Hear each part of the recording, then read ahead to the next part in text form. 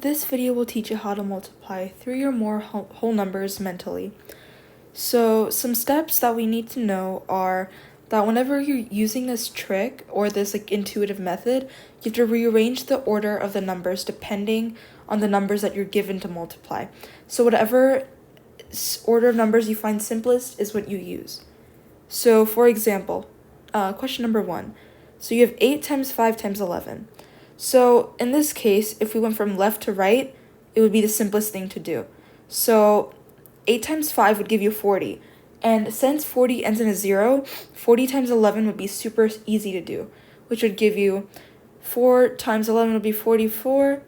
And you add the 0 on at the end, and that would be your final answer, and that's it. Next question here. So you have 10 times 11 times 100 times 12. My bad. So here you're multiplying by 10. So the simplest thing to do would be to leave that 10 for the end because it ends in a 0. So first we would do 11 times 12, which would give you 132.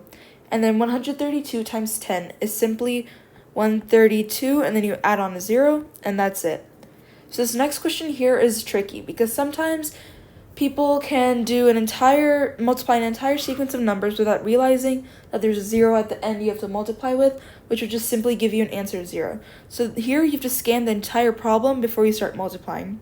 So you have 6 times 4 times 0. Since you see you're multiplying by 0, just automatically know your answer will be 0. Next question here. You have 13 times 10 times 2. So this is the same concept as this question here, but a different order. So since you're multiplying by 10, you would leave that 10 for the end and multiply that last. So first you would do 13 times 2, which would give you 26. And then since you're multiplying by 10, you'd simply add on a 0 at the end, and that's your final answer. So here's some more practice problems. Feel free to pause the video and work on these at your own pace, but I'm going to continue working on. So here you have 15 times 2 times 11. So, you could do 15 times 11 and simply multiply the 2 on at the end, but it would be simpler to do 15 times 2, which would give you 30, and then multiply that 11 on at the end, because 30 ends in a 0, and it's just easier to multiply that number by 11. So if you do 11 times 30, that would give you 33, and then you add on the zeros because of the 30, and that's your final answer. So here, second question, 4 times 6 times 21 times 0. You could go on and do the entire problem without realizing that you're multiplying by 0, but since you scanned the entire question and you know you're multiplying by 0, just know your final answer will be 0. Next question, 7 times 5 times 4. This is the same concept as the first one. You could do 7 times 5, which is 35, multiply that by 4, get your answer, but it would be easier to do 5 times 4, which is 20, and that ends in a 0, and then simply do 20 times 7, which would give you 140 as your final answer. Next question here. This is the same concept once again. You could do 8 times 8, which is 64, then simply multiply that by 5 and get your final answer.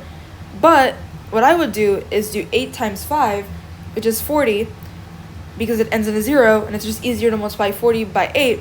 So then you would do 40 times 8, which is simply 32, and then you add on the 0. That's your final answer, that's it. Last question here. So here, you can approach this question 2 different ways. You can either do 6 times 4, which is 24, and then multiply that by 4. Or you could simply do 4 times 4, which is 16, and multiply that by 6. To me, 4 times 4, then multiplying it by 6 would be easier on the eyes, if you visualize it mentally. So if you do 4 times 4, that's 16, and then 16 times 6 is simply, you have to imagine it in your head like this. So you have 16 and then another 6 on top. So then you just multiply that, which is 6, then you carry the 3, which is 96, and that's your final answer. And that is how you multiply 3 or more numbers mentally in your head.